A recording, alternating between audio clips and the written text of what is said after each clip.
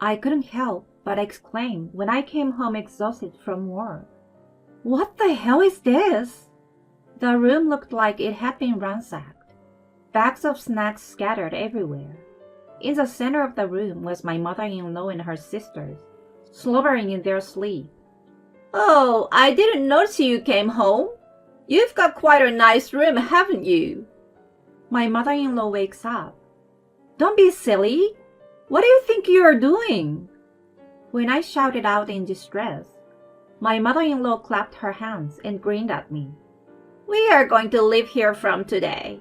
And Mary, you will work for us. Then we'll let you stay here. She said something so outrageous with a breath that reeked of alcohol. Susan and Anna, my mother-in-law's sisters, are also grinning with wine glasses in their hands. It's a little crumpled, but we'll just have to put up with it. I mean, it's a house with a maid. That's right. Oh, Mary, make me something to eat. The three of them laughed so loudly that the neighbors might complain and chucked the wine. As I was dumbfounded, I'm home! I heard a cheerful voice calling. I suppressed my anger and head for the front door, where I found Derek taking off his shoes, also reeking of alcohol as expected. He did tell me beforehand that he was going to have a drink at the company reception, but the current situation was just making his return more annoying than ever. Derek, your mothers are making a terrible joke about them living here from today. Please do something about it. Oh, come to think of it, I did get a message saying something like that. It said there was going to be a drinking party today, so are they still drinking? I couldn't help but let out a what in a low voice. Are you serious? What are you going to do about the money? They said they are going to put in some money as living expenses. So Mary, you can take care of the housework. I'm actually a little hungry, so can you make me a quick midnight snack? Derek made his way into his room to change his clothes. When I returned to the living room, the three of them were lying down on the floor again, with their dumb-looking sleeping faces. I see a glass wine bottle lying on the floor. I couldn't contain my anger and picked it up. I met my husband Derek at work. At the time, I was working in sales for a food company. Derek was one of our clients, so we often saw each other, and since we both liked to drink, we got along right away. The year after we met, we started dating. We went to many good places for drinks and had drinks at home as well. Derek was a good boyfriend, a little witty at times, but always cheerful and optimistic. 2 years later, we got married and bought a house near my in-laws' house. It's spacious for the price, gets a lot of sun, and in a safe neighborhood. Derek gets along very well with his family, so we decided on it almost immediately. But that was the beginning of the mistake. I'm so hungry. Mary, hurry with the dinner. Are you going to have dinner here today too? What's with that tongue? You don't have to be so sarcastic. Come on, get it ready. Soon after we moved into our new house, my mother-in-law began to visit us almost every day. I had changed my job when I got married, so I certainly had more time on my hands. However, I was planning to use my free time to study for a certification. My mother-in-law came over to my house as if she was trying to get in the way, but I had no choice but to deal with her because I knew I could not disrespect my husband's mother. In retrospect, no matter how bad the atmosphere became, I should have firmly rejected her. Eventually, Susan and Anna, my mother-in-law's sisters, started coming to the house. Oh no, we don't have any more snacks. Make sure you buy some. I'm opening the new bag of tea. Susan and Anna are both divorced. If this is how they treated their husbands, it's no wonder they got divorced. But no matter how ill-mannered they were, to Derek, they are his close relatives. With this in mind, I continued to endure being treated like a maid. When the stress was getting to the point where I couldn't even manage my daily life, my mother-in-law and her sisters went away for a few days for a trip. I thought it was now or never, so I talked to Derek, but he didn't take me seriously at all. My father just passed away, and they probably miss him. Don't get so uptight. But our food bill is going up. If we keep going like this, we are going to have to cut into our savings. What?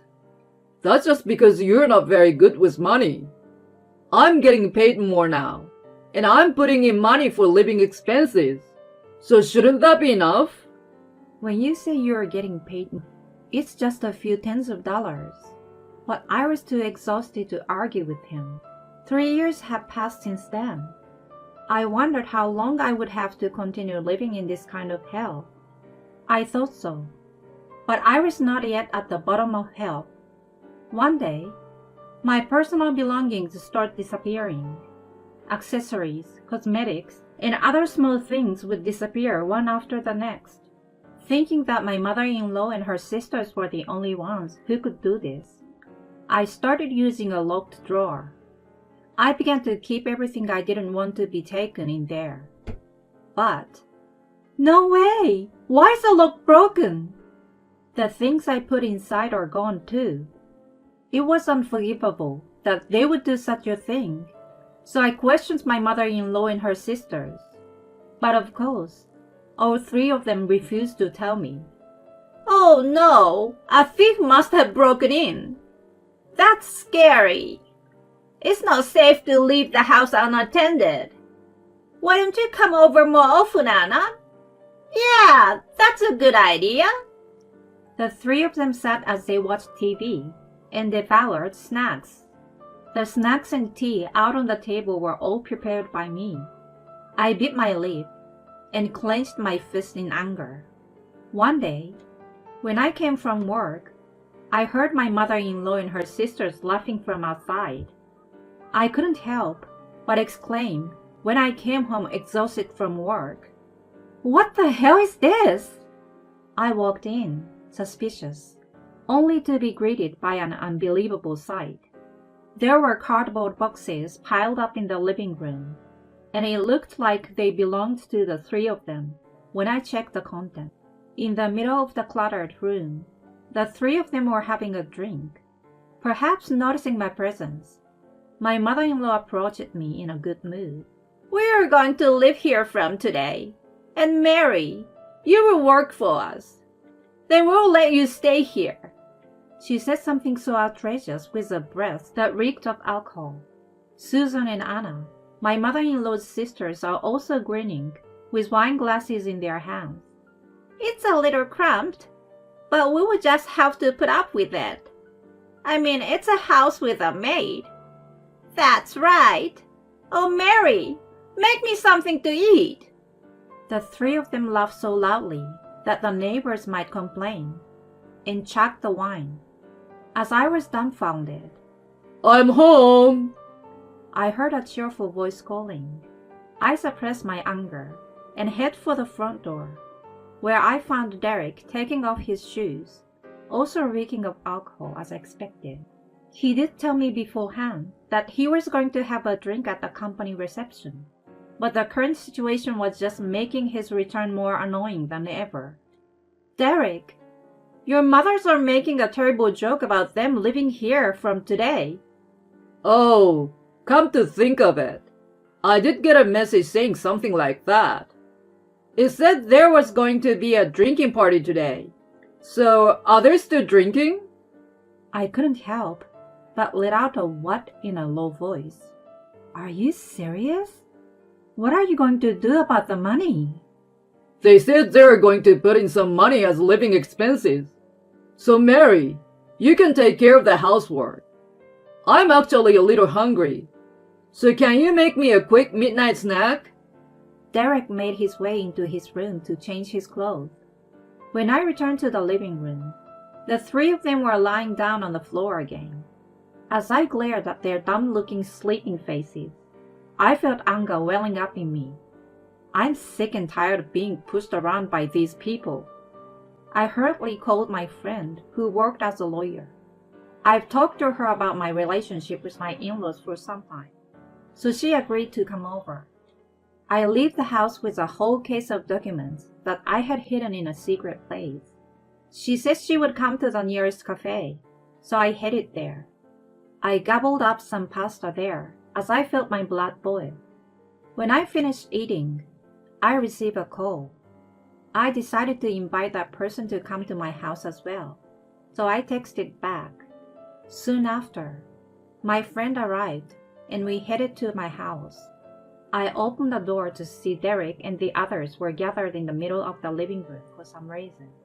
I told my friend lawyer to wait outside the door and looked down at Derek. Hey, you hit Derek! Huh? What are you talking about? Don't play dumb. Here is a proof. My mother-in-law pushed Derek's back. Derek's nose was stuffed with tissues, and a bump had formed on his forehead. Derek looked at me with a look of pain on his face.